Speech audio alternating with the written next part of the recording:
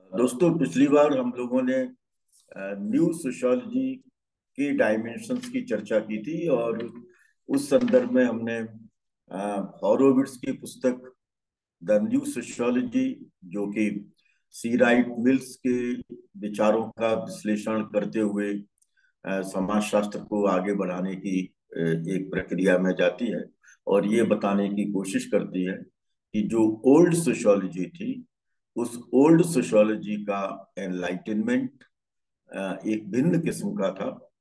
New sociology में enlightenment भिन्न किस्म का हो रहा है और जितने भी टर्निंग पॉइंट आ रहे हैं विश्व की राजनीति में, विश्व की आर्थिकी में, सामाजिक संबंधों में, उनको देखते हुए समाजशास्त्र में भी एक टर्निंग पॉइंट की जो संभावना है वो हॉरोविट्स बताते हैं। दूसरी तरफ लेमार्ट ने भी सोशियोलॉजी आफ्टर क्राइसिस के अंदर समाज शास्त्र के भविष्य की चर्चा की है। द फ्यूचर ऑफ सोशियोलॉजीज की वो बात करते हैं, समाजशास्त्र की विभिन्न शाखाओं का भविष्य क्या होगा। और उसमें बड़े इंटरेस्टिंग तरीके से वो फैनन के कंसेप्ट द न्यू मैन की बात करते हैं। वो कहते हैं कि जो समाजशास्त्र गाउल्डर से पहले था, उसमें और अब गाउल्डनर के बाद के समाजशास्त्र में मनुष्य की अवधारणाओं में बदलाव आ रहा है। जहां मनुष्य पहले कलेक्टिविज्म को महत्व देते हुए अपने आप को एक समूह के अंतर्गत स्थापित करने की कोशिश कर रहा था और समूह के माध्यम से अपनी पहचान को बताने का प्रयास कर रहा था, वहीं दूसरी तरफ ये जो न्यू मैन है, ये टेक्नोलॉजी गवर्नड है, इसके ऊपर प्रौद्योगिकी का प्रभाव है और नए तरह के सामाजिक परिवर्तनों के कारण यह कलेक्टिविज्म से बड़ी तेजी से इंडिविजुअलिज्म की तरफ जा रहा है। तो इंडिविजुअलिज्म और टेक्नोलॉजी, इन दोनों के सम्मिश्रण से जो मनुष्य हमारे सामने आ रहा है वो पहले वाले मनुष्य की अवधारणा से भिन्न है। और इसलिए फैनन जब न्यू मैन के कंसेप्ट की बात करते हैं तो मुझे ऐसा लगता है कि लेमार्ट भी न्यू सोशियोलॉजी की तरफ संकेत दे रहे हैं, जो कि गाउल्डनर के विचारों से आगे चलता है। देखिए, बड़ी इंटरेस्टिंग बात है कि जब हॉरोविट्स न्यू सोशियोलॉजी की बात कर रहे हैं तो वो सी राइट मिल्स को कंसंट्रेट करते हुए आगे बढ़ रहे हैं। इसका मतलब सी राइट मिल्स का चिंतन टर्निंग पॉइंट है और डेफिनेटली हम उसे टर्निंग पॉइंट इसलिए मानेंगे क्योंकि वह पार्सन्स इत्यादि के विचारों से बिल्कुल भिन्न किस्म का है और एक तरीके से प्रकारवाद का जो सिद्धांत था, जो कि काफी डोमिनेटिंग सिद्धांत था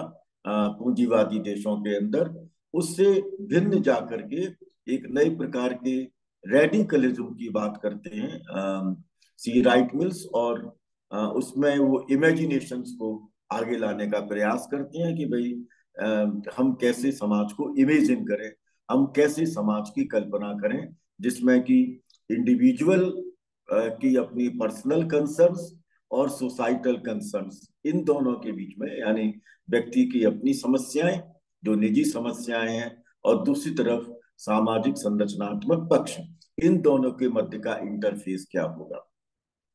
ठीक इसी तरह से गाउडनर वेस्टर्न सोशियोलॉजी के अंदर होने वाले जो बदलाव थे, उन बदलावों की बात करते हुए क्राइसिस के संदर्भ में हमारे सामने आ रहे थे कि किस तरह की क्राइसिस पश्चिमी समाजशास्त्र के अंदर उभर करके आ रही है, जो प्रौद्योगिकी को लेकर के थी, जो प्रथम और द्वितीय विश्व युद्ध के बाद के जो प्रभाव थे उनको लेकर थी, पूंजीवाद और समाजवाद के बीच की जो विचारधाराई बहस थी उसको लेकर के थी।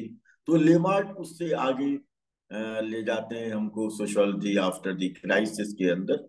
और ठीक इसी तरह से हमको लगता है कि विभिन्न प्रकार के जो नए संदर्भ आ रहे हैं, वो नए संदर्भ समाज शास्त्र को एक नए प्रकार की दिशा दे रहे हैं। अब समाजशास्त्र को जो नई प्रकार की दिशा मिल रही है वह न्यू सोशियोलॉजी है, या पहले वाली सोशियोलॉजी का ये एक विस्तार है, उसमें कोई ये रेडिकल डिपार्चर है, ये विश्लेषण करने की और इसका मूल्यांकन करने की जरूरत है। भारतीय समाजशास्त्र के अंदर भी हमें इस तरह के संदर्भों को देखने का प्रयास करना पड़ेगा कि क्या भारतीय समाजशास्त्र, जो कि जीएस घुरिये से प्रारंभ होता है और जिसमें ए आर देसाई शामिल होते हैं, जिसमें लखनऊ स्कूल ऑफ सोशियोलॉजी के माध्यम से डीपी मुखर्जी, राधा कमल मुखर्जी, ए के शरण इत्यादि शामिल होते हैं। बिरतानी मानव शास्त्री जिन्होंने जाति के अध्ययन किए थे वो शामिल होते हैं। उन सब का एक फ्रेम है जो कि हमको देखने को मिलता है स्वाधीनता से पहले का। केवल ए आर देसाई का मुख्य रूप से, हालांकि घुरिये भी उसमें शामिल होते हैं, वो स्वाधीनता के बाद के भारतीय समाजशास्त्र की भी चर्चा करते हैं। लेकिन हमको M N Srinivas, G S Ghurye, A R Desai, इन सब से आगे बढ़ करके अब 1991 के उपरांत जो नई बदलाव हुए हैं नियो लिबरलिज्म के कारण, नव्य उदारवाद के कारण, उनसे जो समाजशास्त्र में आमूलचूल बदलाव आ रहे हैं, उन आमूलचूल बदलावों को फ्रेम में लाते हुए हमें इंडियन सोशियोलॉजी और सोशियोलॉजी इन इंडिया दोनों में ही उन नई डायमेंशंस की बात करनी पड़ेगी। एक बात हम और देखें, जो ओल्ड सोशियोलॉजी है उसके अंदर ग्लोबलाइजेशन नहीं था। Globalisation was not an issue, क्योंकि उस समय वैश्वीकरण की प्रक्रिया उतनी महत्वपूर्ण नहीं थी। इंटरनेशनलाइजेशन जरूर था, अंतरराष्ट्रीयकरण जरूर था। उसको कई तरह के समाज वैज्ञानिकों ने मूल्यांकित करने की कोशिश की है, इंटरनेशनल इंस्टीट्यूशंस की जब स्टडी की जाती है तब। लेकिन ग्लोबलाइजेशन का इशू उस समय नहीं था। अब ग्लोबलाइजेशन एक प्रोसेस के रूप में, ग्लोबलाइजेशन एक टॉपिक के रूप में, और ग्लोबलाइजेशन के साथ जुड़ी हुई काउंटर प्रोसेसेस यानी एंटी ग्लोबलाइजेशन, ये एक पूरा पक्ष हमको देखने का मौका मिलता है जब हम न्यू सोशियोलॉजी की बात करते हैं। और इसलिए मैं न्यू सोशियोलॉजी को ग्लोबलाइजेशन के साथ जोड़ रहा हूँ, क्योंकि ग्लोबलाइजेशन की प्रक्रिया ने हमारे सारे सामाजिक संबंधों को, हमारे समूचे सामाजिक जीवन को पूर्ण रूप में बदल दिया है। हमारे संस्थागत ढांचों में अनेक प्रकार के बदलाव आए हैं। हमारे यहाँ सामाजिक व्यवस्थाओं में आमूलचूल परिवर्तन हुए हैं। राज्य, बाजार और समाज के मध्य के जो अंतर संबंध हैं, उन अंतर संबंधों के अंदर भी गुणात्मक बदलाव हुए हैं। हमें कई बार लगता है कि राज्य का अस्तित्व बहुत कमजोर हुआ है और बाजार की ताकतों ने समाज और राज्य दोनों को अपने नियंत्रण में ले लिया है। तो ये जो बदलाव है, ये बदलाव हमको संस्कृति के क्षेत्र में भी देखने को मिलता है, सामाजिक संबंधों के क्षेत्र में भी देखने को मिलता है, समूचे सामाजिक जीवन के अंदर हमको देखने को मिलता है। और इसलिए हम ये कह सकते हैं कि कई तरह की कल्चरल टर्न हैं जो प्रथम विश्व युद्ध के उपरांत समूचे विश्व के अंदर उभर करके आए, और 21वीं शताब्दी के अंदर वो कल्चरल टर्न और भी ज्यादा महत्वपूर्ण हो गए। और इसलिए आपने देखा होगा कि समाजशास्त्र के क्षेत्र में अब हम स्टडीज की बात करने लगे हैं। नई तरह की ब्रांचेस जो उभर करके आ रही हैं, उन ब्रांचेस में बड़े नए संदर्भ आ रहे हैं। कल्चरल सोशियोलॉजी की हम बात करें, सोशियोलॉजी ऑफ कल्चर की बात करें, दोनों अलग अलग आ गई। कल्चर स्टडीज हमारे सामने आ गई, और ऐसा लग रहा है कि 21वीं शताब्दी के अंदर विभिन्न संस्कृति की व्यवस्थाओं में होने वाले जो बदलाव हैं, उन बदलावों का हमको विश्लेषण करना जरूरी है। अब संस्कृति के वो पक्ष नहीं है जो कि एंथ्रोपोलॉजिकल हुआ करती थी। अब संस्कृति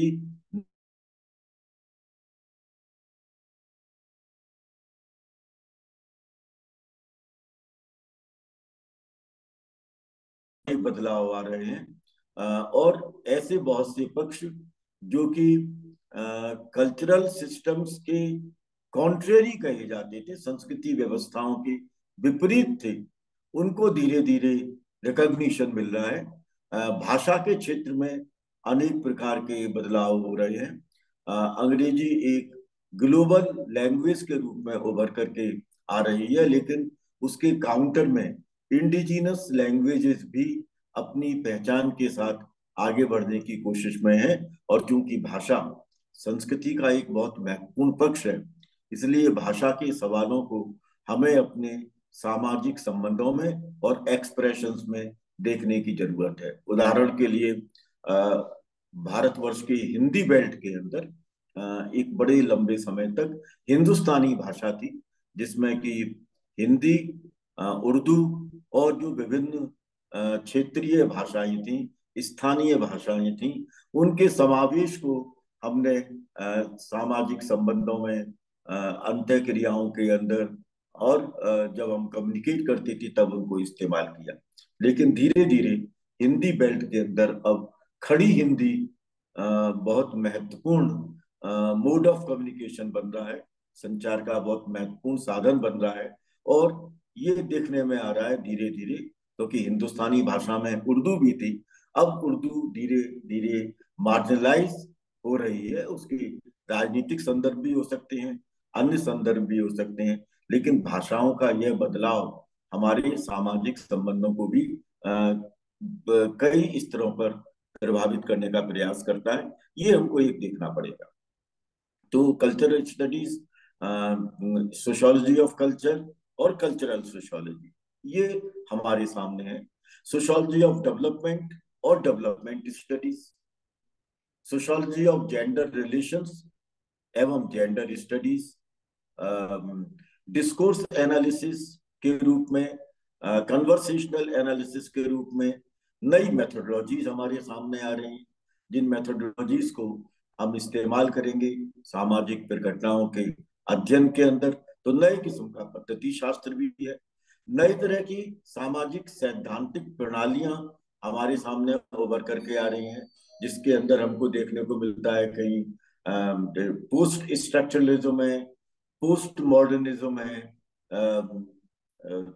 कई प्रकार के सिद्धांत हैं। एथनोमेथोडोलॉजी, फिनोमिनोलॉजी से हम आगे बहुत बढ़ गए हैं, रैशनल चॉइस थियरीज आ गई हैं, मेडिकलाइजेशन की थियरीज हमारे सामने उभर करके आ रही हैं। तो नए सिद्धांत हैं जो पुराने सिद्धांतों का न केवल विस्तार है, बल्कि पुराने सिद्धांतों के अंदर जो परिसीमाएं थी, उन परिसीमाओं को भी हमारे सामने बताने की कोशिश कर रहे हैं। तो उन नए सिद्धांतों को दृष्टि में रखते हुए, पुराने सिद्धांतों के साथ उनके संबंधों को जोड़ते हुए सामाजिक यथार्थ के ऊपर शोध किए जाने की जरूरत है, सामाजिक घटनाओं को समझने की जरूरत है।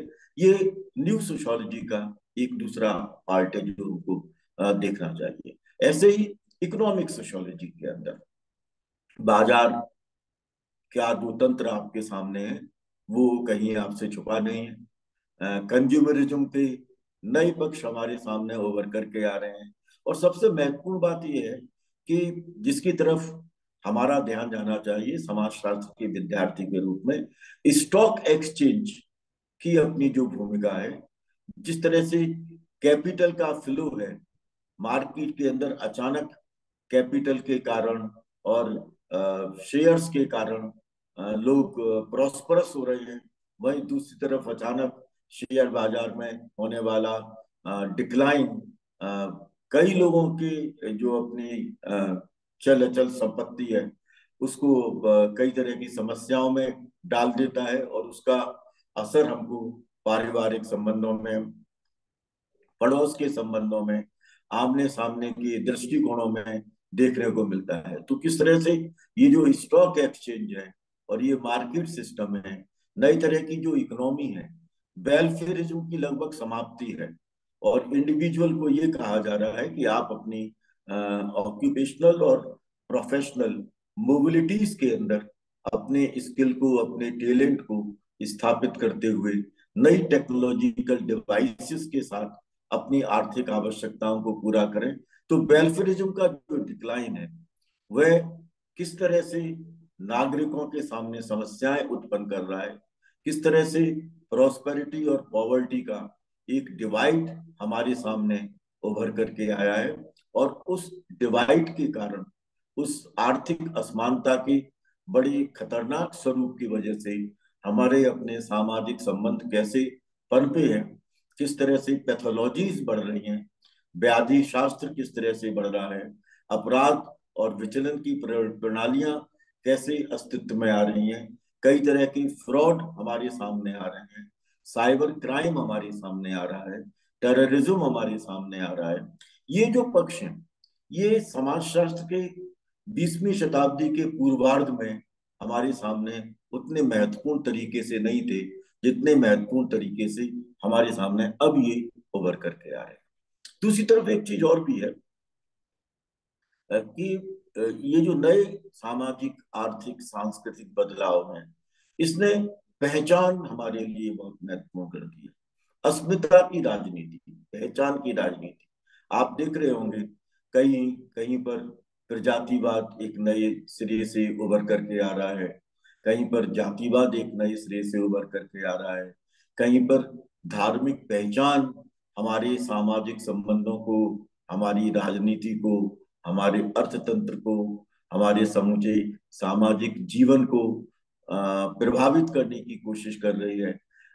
मनुष्य की अवधारणा के अंदर धर्म का ये जो पूरा समावेश है, ये समावेश हमारे सामने एक नए प्रकार की प्रणाली की तरफ संकेत करता है। जबकि समाजशास्त्र के प्रारंभ में, जब समाजशास्त्र का एनलाइटनमेंट फेज के साथ उदय हुआ था, जिसे आप ओल्ड सोशियोलॉजी कहते हैं, तो उसमें डिक्लाइन ऑफ रिलीजन, धर्म का ह्रास एक बहुत महत्वपूर्ण पक्ष था। लेकिन अब रिवाइवल ऑफ रिलीजन है जो हमारे सामने उभर करके आ रहा है, हमें उसको भी देखने की जरूरत है। एक चीज और भी जिसका तरफ हमारा ध्यान जाना चाहिए, विभिन्न पश्चिमी समाजशास्त्रियों ने इसके बारे में चर्चा की है, पब्लिक सोशियोलॉजी का पक्ष एक बहुत महत्वपूर्ण है। मैंने पिछली बार भी आपको कहा था कि माइकल बुरावे ने पब्लिक सोशियोलॉजी की बात की थी, और पब्लिक सोशियोलॉजी को क्रिटिकल स्फीयर में देखने की जरूरत है। एक ऐसा समाजशास्त्र हो जो कि जन समस्याओं के प्रति केवल क्लासरूम में चर्चा ना करे, बल्कि वह समाज के विभिन्न तबकों के बीच में उन पहलुओं की चर्चा करे, आनुभविकतावाद के आधार पर, तथ्यों के आधार पर, नए सिद्धांतों की पृष्ठभूमि के साथ। अगर हम उन सब सामाजिक प्रघटनाओं का अध्ययन करें, उनका विश्लेषण करें, और उन्हें न केवल यूनिवर्सिटी और कॉलेज कैंपसेस के अंदर बल्कि पब्लिक डोमेन में अगर हम उसे स्थापित करने की कोशिश करें, तो वो पब्लिक सोशियोलॉजी होगी। उसके रिवाइवल की जरूरत है, पहले भी था ये, लेकिन अब उसको रिन्यू किए जाने की आवश्यकता है। तो वो रिन्यूअल ऑफ पब्लिक सोशियोलॉजी जरूरी है। इसलिए भी जरूरी है क्योंकि धीरे धीरे जो ग्लोबलाइजेशन की प्रोसेस है, वैश्वीकरण की प्रक्रिया ने अनेक प्रकार के संकटों को हमारे सामने उत्पन्न किया है। वह कई तरह के वो संकट हैं जिन संकटों को हमें देखने की जरूरत है। वो पब्लिक सोशियोलॉजी के माध्यम से ही एड्रेस किए जाने चाहिए। युद्ध हो रहे हैं, हिंसा बड़ी तेजी से बढ़ रही है, पोलराइज्ड पॉलिटिक्स है, ध्रुवीकृत राजनीति है, कई तरह के जो एथनिक क्लिंजिंग है, कई तरह के जो नरसंहार हैं, वो नरसंहार हमारे सामने उभर करके आ रहे हैं। एम्प्लॉयमेंट नहीं है लोगों के साथ, रोजगार नहीं है। जिसके पास रोजगार है तो वो कितना स्थायी है, कितना अस्थायी है, इन सब को लेकर के वर्क फोर्स के अंदर पूरे विश्व में अनेक प्रकार के संकट हैं। इसी तरह से एग्रेरियन क्राइसिस हमारे सामने बहुत तीव्र गति से उभर करके आई है। इन पक्षों को देखने की जरूरत है, क्योंकि इन सब का प्रभाव न केवल सामाजिक संबंधों पर और संस्कृति पर है, बल्कि आर्थिक तंत्र पर और राजनीतिक प्रणालियों में होने वाले परिवर्तन के ऊपर है। राजनीतिक दलों के जो कंपोजिशंस बदल रहे हैं, उन कंपोजिशंस के अंदर भी हमें समाजशास्त्रीय दृष्टिकोण से चीजों को देखना चाहिए। कुछ चीजें और भी हैं जिनकी तरफ हमारा ध्यान जाता है। मास कम्युनिकेशन का एक्सपांशन, जनसंचार का बहुत तीव्र गति से विस्तार हुआ है, और सोशल मीडिया प्लेटफॉर्म हमारे सामने उभर करके आए हैं। इन सब का प्रभाव किस तरह से आ रहा है? ये जो वर्चुअल रियलिटीज है, जो आभासी यथार्थ है, वह आभासी यथार्थ हमारे वास्तविक यथार्थ को कितना प्रभावित कर रहा है, इसको समझने की जरूरत है। और इसको लेकर के मास कम्युनिकेशन को अपने सामाजिक जीवन में प्रभाव की दृष्टि से विश्लेषित किए जाने की आवश्यकता है। एक दूसरा पक्ष और भी है जो सोशल मीडिया प्लेटफॉर्म के माध्यम से हमारे सामने उभर करके आया है। एक ये नया डेवलपमेंट है, इलेक्ट्रॉनिक मीडिया का ये जो एक जन माध्यम है, सोशल प्लेटफॉर्म, वो सोशल प्लेटफॉर्म हमारे सामाजिक जीवन को कैसे प्रभावित करता है, इसे परखने की कोशिश करनी है। डेमोग्राफिक डिविजन्स हमारे सामने आ रहे हैं। कई देश ऐसे हैं जहां पर कि एजेड की संख्या बढ़ रही है, और कई देश ऐसे हैं जहां पर कि यंगस्टर्स की संख्या बढ़ रही है।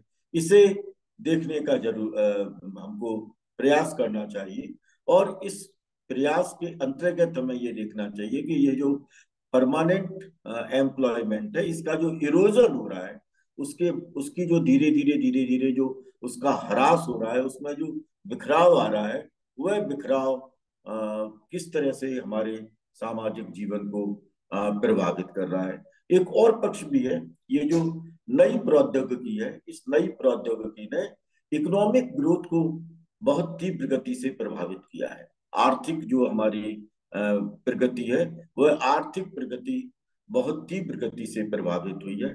नए नए कॉरपोरेट्स हमारे सामने आए हैं। लोगों के पास में बड़ी तेजी से टेक्नोलॉजिकल डिवाइसेस के इस्तेमाल किए जाने के कारण चल और अचल संपत्ति में वृद्धि हुई है।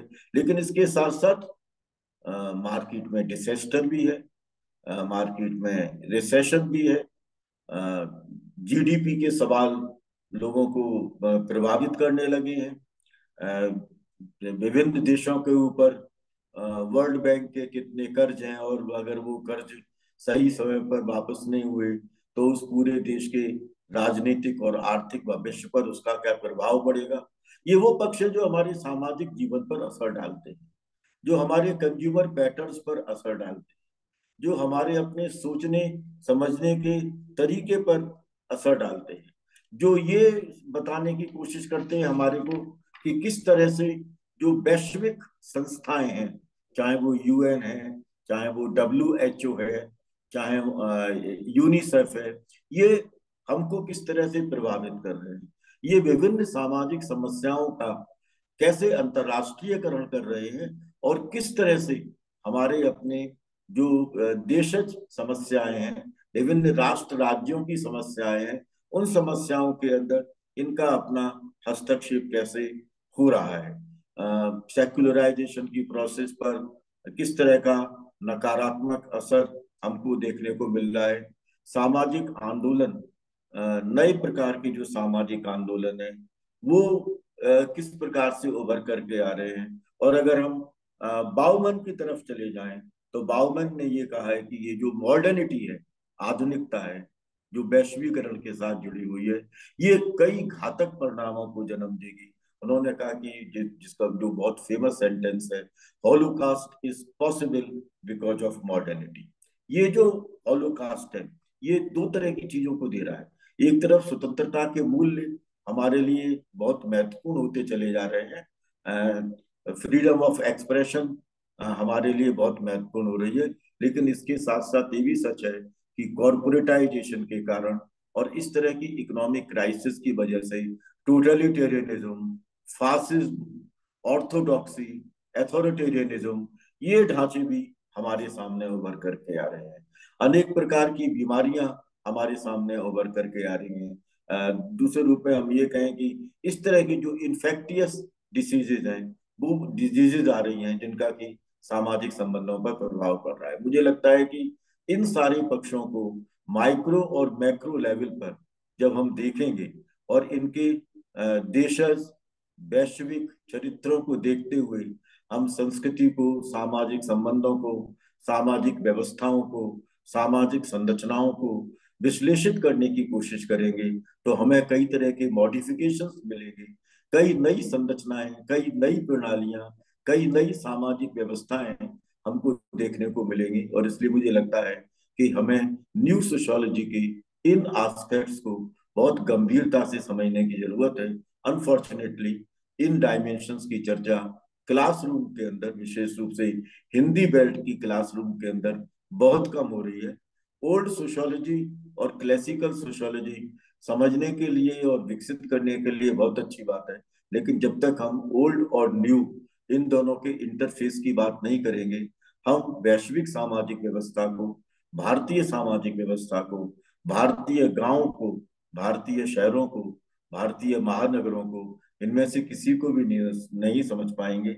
इसलिए न्यू सोशियोलॉजी के इन पैरामीटर्स को समझना जरूरी है। मुझे ऐसा लगता है अंत में अगर हम ये कहें कि न्यू सोशियोलॉजी का संबंध ग्लोबल कैपिटलिज्म से है और ग्लोबल कैपिटलिज्म हमारे सामाजिक संबंधों को कैसे प्रभावित कर रहा है, इन सब की समझ न्यू सोशियोलॉजी हमको देने की कोशिश करती है। अनेक नई पुस्तकें आई हैं जिन नई पुस्तकों के माध्यम से न्यू सोशियोलॉजी के नए नए डायमेंशंस को समझा जा सकता है। मुझे लगता है कि ये जो पूरा एक वक्तव्य है, यह वक्तव्य आपके सामने न्यू सोशियोलॉजी के सारे डायमेंशंस को प्रस्तुत करने में सक्षम है।